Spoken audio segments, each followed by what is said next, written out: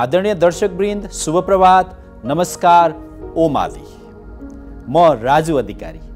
सदा झैं आज फेरि हामी ओम आदि गुरुवाणी कार्यक्रममा यहाँहरूलाई ज्ञान अमृत पस्कनका लागि उपस्थित भएका छौँ। यो प्रातःकालको ब्रह्म मुहुर्तमा जब हामी सत्सङ्ग गर्छौँ, हाम्रो मन, हृदय, अन्तःकरण आह्लादित र उल्लासित भएर आउँछ। सत्सङ्ग, ज्ञान र स्वाध्यायको प्रभाव पृथक किसिमको हुन्छ। पढ्नु, स्वाध्याय गर्नु फरक कुरा हो। किताब पढेर अक्षरको जानकारी हुन्छ, तर सत्सङ्ग र ज्ञान पानद्वारा हाम्रो आत्मा प्रकाशित हुन्छ, आत्मा आह्लादित हुन्छ। तपाईँ हामी जुन दिन सत्सङ्ग गर्दैनौँ, जुन दिन ज्ञान लिँदैनौँ, जुन दिन असल पुस्तक अध्ययन गर्दैनौँ, त्यो दिन हाम्रो आत्मा भोको हुन्छ। पेट भरेर मात्रै के गर्ने? यो पेट भरेर मात्रै केवल काया अर्थात् शरीरलाई पोषण दिन्छ। बुद्धि र आत्मालाई पोषण दिन ज्ञान र सत्सङ्गको सहारा लिनुपर्ने हुन्छ।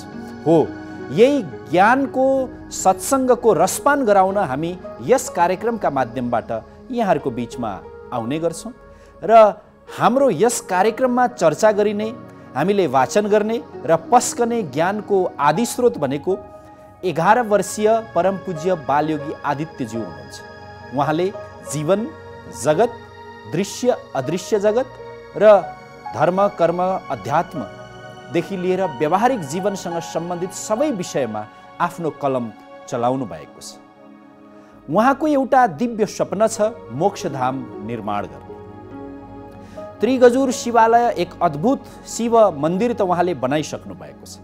निकट भविष्यमा उहाँले पुरा विश्वभरि नेपाललाई चिनाउने लक्ष्य राखेर एक विशाल, एक अद्भुत, विस्मयकारी मोक्षधाम निर्माण गर्दै हुनुहुन्छ, जसको नाम हुनेछ आदित्य मोक्षधाम।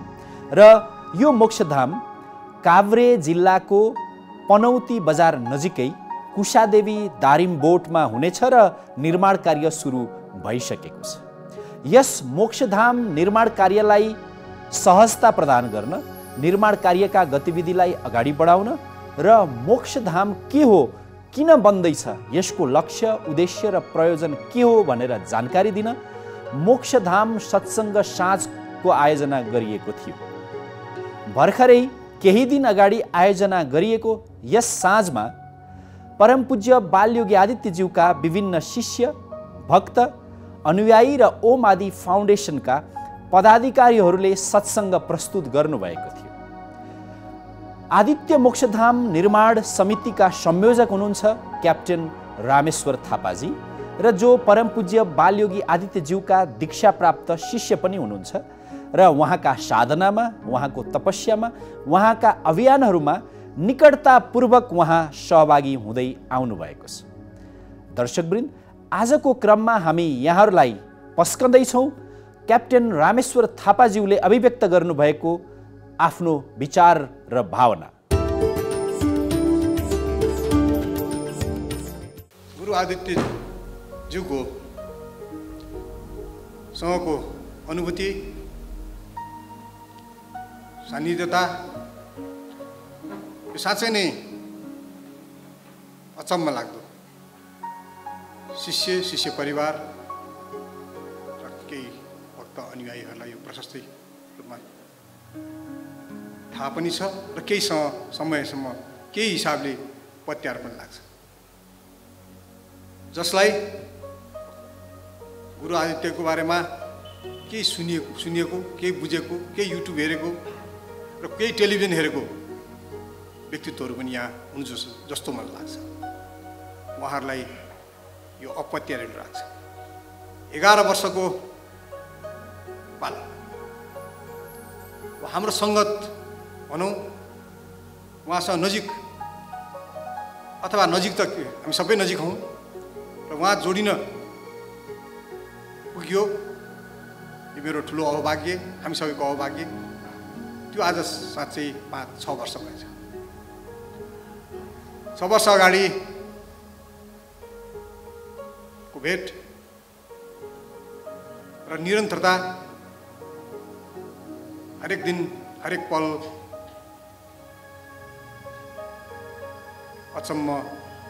अचम्मको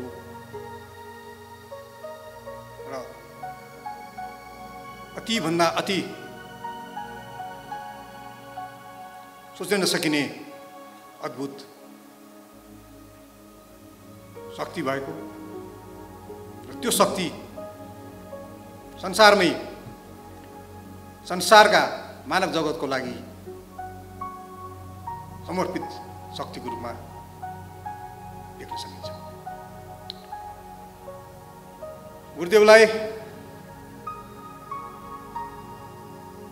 अब यहाँहरूले हामी सबैले बुझ्ने हो, एउटा साधारण मान्छे दिनको 8 घण्टा सुत्नुपर्छ।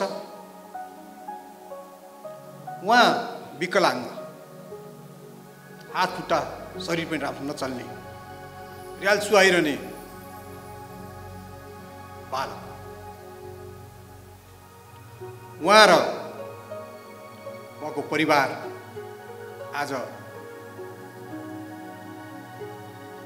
हामी सबैले हृदयदेखि नै ठुलो सत्कार गर्नुपर्छ र सत्कार योग्य हुनुहुन्छ। उहाँहरूको गुरु आदित्यजीको सिधा उहाँको सोच नै राष्ट्रिय अन्तर्राष्ट्रिय संसारका मानव जातिको कल्याणको लागि र राष्ट्रिय अन्तर्राष्ट्रिय इस्युहरूमा कसरी सहजता ल्याउन सकिन्छ र कुन हिसाबले हुन सक्छ भनेर सधैँ दत्तचित्त व्यक्तित्व, त्यो साधारण मानिसले गर्न सक्दैन। जुन उहाँको शरीर कति जङ्गलवास, कति घाटवास, कति खोलाको नदीको किनारको पास हुँदै हुँदै कति अनिदो, साँच्चै भन्नु पर्दाखेरि उहाँ र उहाँको माता र परिवारहरू दिनको 3-4 घण्टा पनि सुत्नुहुन्नला। त्यो व्यक्तित्व अब आदरणीय अध्यक्षज्यूले साधनाको, धरती साधनाको बारेमा प्रश्न सक्नु। 60 दिन घुम्दाखेरि 15 जनाको समूहमा कसैलाई एउटा टाउको पनि दुखेन, मलाई पनि दुखेन। पहिरो गएर संसार बाटाहरू बगाइरहेका थिए, हिँड्ने ठाउँ थिएन, अगाडि ढुङ्गा बगिरहेको हुन्छ, पछाडि बाटो बन्द भइरहेको हुन्छ, विभिन्न साधनहरू प्रयोग गर्दै गर्दै गन्तव्य पुग्ने। त गुरुदेवलाई लगायत कसै कुनै टिमलाई केही पनि भएन। यो चमत्कार होइन र? उहाँ टाइमको बडो पालक। हामी सबैलाई भन्नुहुन्छ मेरो शक्ति नै समय हो, म समयलाई त्यसरी हेर्नुहुन्छ। र आज गुरुदेवको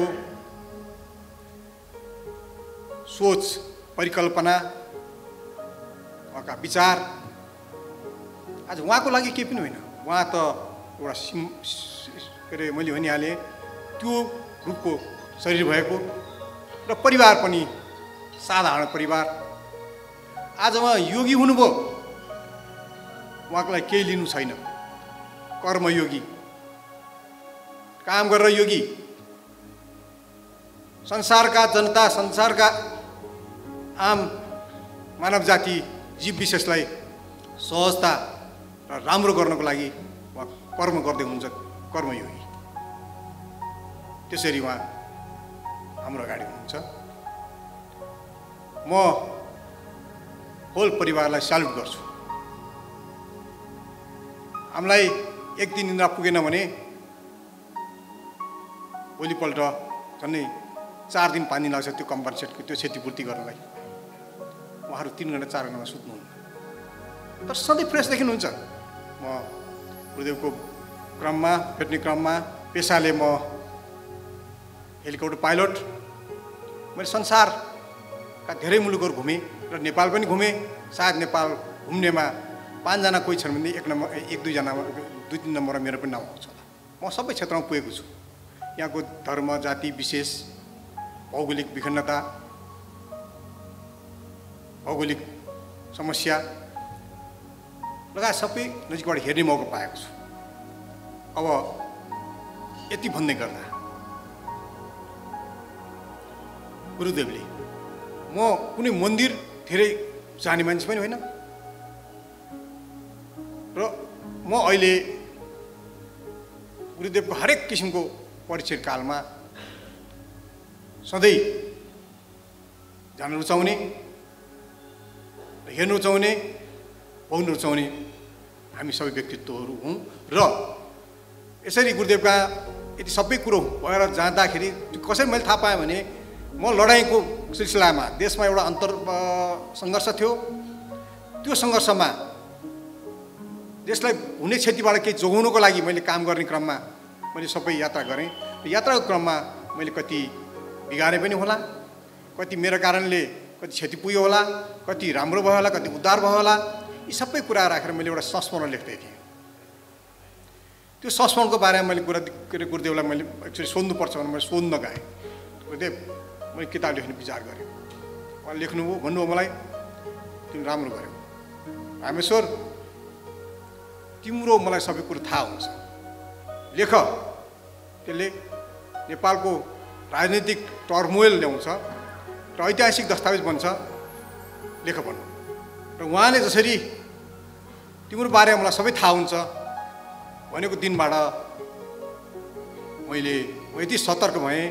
मैले सकिन्जेलसम्म चाहिँ नराम्रो केही गर्न चाहँदैन थिएँ र सत्कर्म र सद्विचारमै हिँड्न बढी आफ्नो पहिला चल्न जहिले नि खुसी मान्थेँ। यसपछि झन् मलाई टोटल्ली म त स्क्यानरमा CCTVको बिचमा भएँ। आज यो पत्यार लाग्दैन, तपाईँ नपत्याउनुहोस्, तर वास्तविक शाश्वत सत्य हामी सबै स्क्यानरमा छौँ, CCTVमा छौँ। गुरुदेवले म मात्र होइन, आम संसारका मानवहरू कस्तो अपत्यारिलो कुरा, तर वास्तविक सत्य। उहाँले राष्ट्रिय अन्तर्राष्ट्रिय हिसाबको इस्युहरू आए, उहाँका अब आउने प्रकाशित हुने किताबमा पक्कै त्यो कुरा आउने नै छ। ती कुरामा उहाँले आफ्नो कन्सर्न देखाउनु भयो र त्यसको निराकरण समाधानको लागि आफ्नो तर्फबाट पहल पनि गर्नु। यसै गरी कोभिड जसले संसारलाई दग्ध बनायो, यसको विषयमा उहाँले एक हिसाबले यसबाट जोगिने बस्ने उपायदेखि लिएर यो कतिसम्म हानिकारक हुन्छ भन्ने कुरो सबै कुरो हामीलाई स्पष्टसँग पारिदिइसक्नु भएको थियो। र यो न्यून गर्नको लागि, यो क्षति कम गराउनको लागि उहाँले अथक प्रयास पनि गर्नु। उहाँको साधना, जल साधना, चिता साधना, अग्नि साधना, वायु साधना र धरती साधना, अब अर्को ब्रह्म साधना गर्दै हुनुहुन्छ। अति कठिनभन्दा कठिन साधनाहरू उहाँले गर्दै आउनुभयो। पत्ता लाग्दैन, 36 घन्टासँग केही नखाइकन एक ठाउँमा पल्टेर बसेर 36 घन्टा फेरि उस्तै ऊर्जाशील अनुहारका साथ बाहिर आउनु। सबैजना साक्षी छौँ। हामीलाई एक साग नखाँदा कस्तो गाह्रो हुन्छ। उहाँको खानी भनेको तपाईँहरूले कतै देखिनु नै भएको छ, चराले खाने जति हुन्छ। त्यसले यो सबै मैले भन्न खोजेको के भने हामी साँच्चै भाग्यमानी रहेछौँ। उहाँको जन्म नेपालमा भयो, पार्श्व क्षेत्रमा भयो र उहाँले कल्पना गरेका कुराहरू अब उहाँबाट सृजित कुराहरू हामीले अनुसरण गर्ने, त्यो कुरालाई फलो गर्ने र उहाँले गरेको परिकल्पित विचार, परिकल्पित हरेक उद्देश्यलाई हामीले सफलीभूत बनाउने। अब यहाँहरू हामी सबैको काममा त्यो आएको छ। मोक्षधामको अलिकति पृष्ठभूमि म यहाँहरूलाई बताउँछु। मोक्षधाम भन्नु के मोक्षधाम मलाई थाहा भएन। मोक्षधाम विस्तारमा बुझ्दैछु, हामी सबैले बुझ्दैछौँ, हामी सबैले हेर्दैछौँ, बुझ्दैछौँ। यस्तो चिज रहेछ जसले मानव जातिको उद्गम र मानव जातिको गन्तव्यको धाम रहेछ। यो मोक्षधाम बनाउनुको लागि गुरुदेवले हामी मध्ये केही साथीहरूलाई जिम्मा दिनुभयो, ल केही जग्गाहरू खोज। र जग्गा खोज्न गयौँ, धेरै ठाउँमा खोज्यौँ, झन्डै 6-7 ठाउँमा खोज्यौँ। हामीले काहीँ गुरुदेवलाई खुसी पार्न सकेन। अथवा उहाँलाई चित्त बुझेन र एउटा अनकन्टार जङ्गलमा एउटा जग्गा फेला पर्यो, उहाँले यसैमा बनाउँछु के अरे बनाउने र त्यो बनाइसकेपछि के अरे त्यो पाइसकेपछि उहाँले मैले यहाँलाई यो प्रश्न चाहेँ, त्रिगजुर शिवालयको निर्माणमा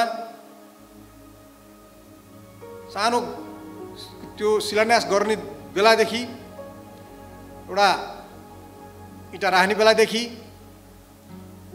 ढुङ्गाको size, इँटाको size, डन्डीको size, डन्डीको quality, सिमेन्टको quality र हरेक इन्जिनियरिङ, डिजाइनिङ एन्ड आर्किटेक्टिङ हरेक इस्युहरू सबै उहाँबाटै प्रतिपादित हुन्थ्यो र हाम्रा वरिष्ठ इन्जिनियर साहबहरू, वरिष्ठ कालीगढहरू सबै उहाँहरू गुरुदेवको अगाडि हुनुहुन्थ्यो र उहाँहरूलाई यसो गर्नु यसो गर्नुहोस् भनेर इन्स्ट्रक्सन दिँदै जानुहुन्थ्यो र त्रिगजुर शिवालय पनि त्यसै गरी मोक्षधाममा पनि आज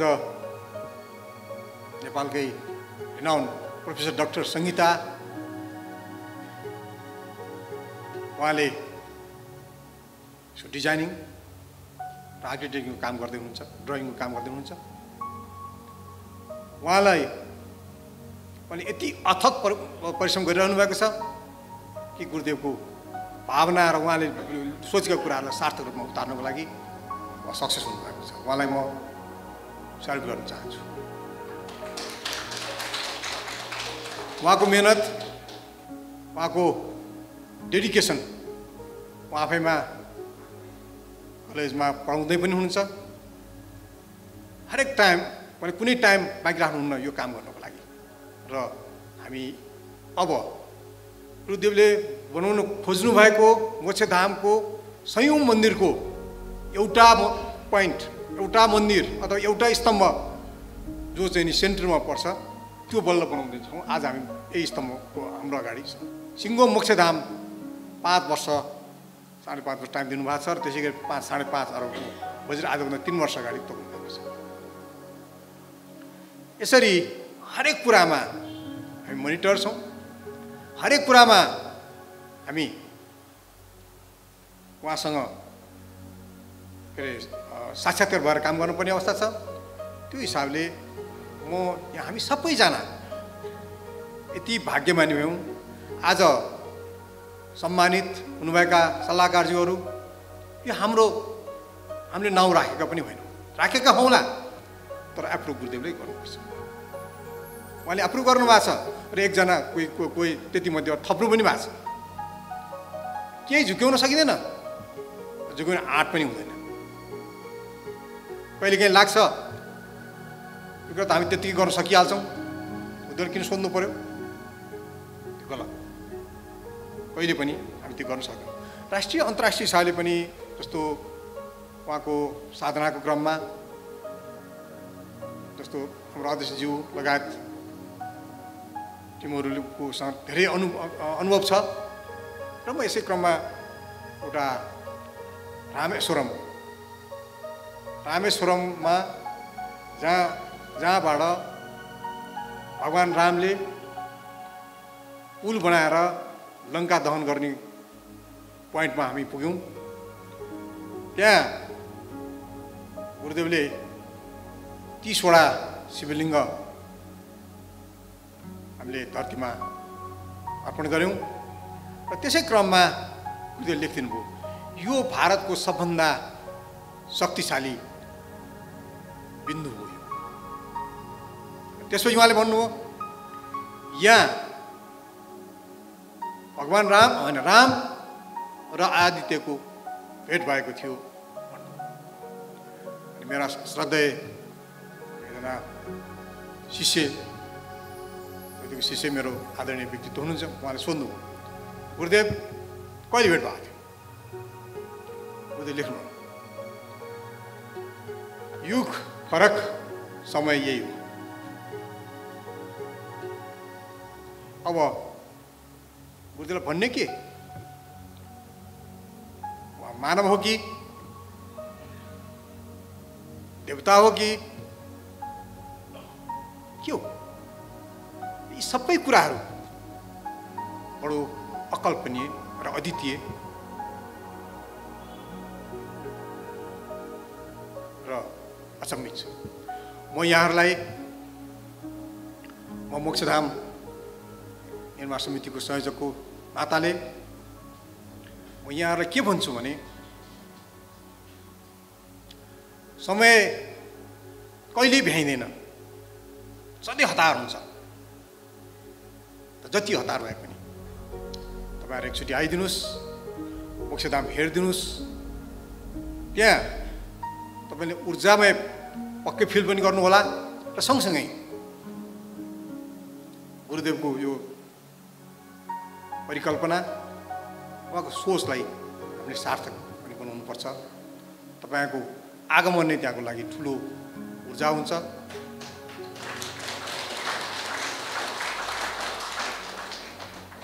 यो व्यक्ति विशेषको हाम्रो लागि मात्र होइन, हाम्रो भविष्यको लागि र संसारको लागि यो आध्यात्मिक मुलुकको रूपमा स्थापित हुन्छ, छिटै हुन्छ। गुरुदेवको सपना त्यही नै छ र उहाँ युग परिवर्तनको लागि हिँडिराख्नु भएको हुनाले यो युग परिवर्तनको सम्भागको रूपमा तपाईँ हामी हुन सक्छौँ। तपाईँहरू सबैलाई विनम्र अनुरोध गर्छु, टाइम मिलाएर आइदिनुहोस्, हेर्नुहोस् के हुनसक्छ, कसो हुनसक्छ। तपाईँको सुझाव, तपाईँको सल्लाह, तपाईँ के गर्नुहुन्छ। गुरुदेवले हामीलाई भन्नुभएको छ काहीँ मागेर काम नगर, आउनुहोस् तपाईँहरू हेर्नुहोस् र के हुनसक्छ सल्लाह सुझाव के गर्न सकिन्छ सब गरिदिनुहोस्। तपाईँहरू मेरो विनम्र अनुरोध छ। र गुरुदेव के हो कसो हो, यो पहिलोचोटि के हो भन्ने कुरो पहिलोचोटि सायद यसरी हामीले सार्वजनिक कार्यक्रम गऱ्यौँ। यो पहिलोचोटि हो, हामी पहिला यसरी गरेका थिएनौँ। अब हामी यो प्रकारको यो किसिमको सत्सङ्ग निरन्तर रूपमा गर्ने नै छौँ। तपाईँहरूको सहभागिता रहि नै रहनेछ। साथसाथै गुरुदेवसँग जुन हिसाबले तपाईँले सुन्नुभयो, बुझ्नुभयो, विभिन्न व्यक्तित्वहरूको अनुभूतिहरू सुन्नुभयो, अझ सुन्नु बाँकी पनि छ अलिअलि। यसबाट पनि गुरुदेवबाट लेखिएका कुराहरू, उद्गारहरू र उहाँले दिएका जीवनयापनका सानाभन्दा साना कुराहरू पनि अनुसरण हामीले केही जीवनमा लागू गर्न सक्यौँ भने पक्कै पनि हाम्रो सही गन्तव्य बन्नेछ। हामी गन्तव्य सहीमा पुग्नेछौँ। म यही यहाँहरूलाई हार्दिक मलाई शुभकामना।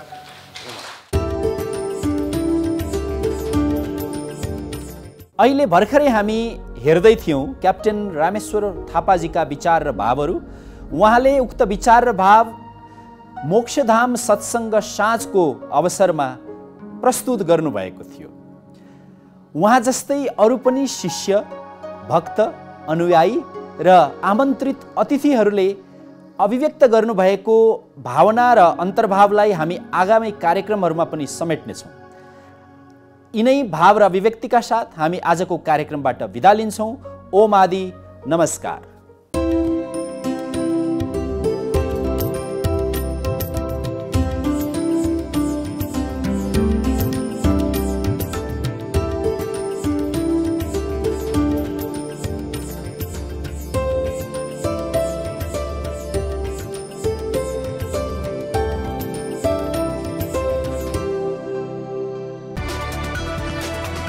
It's an AP1 presentation.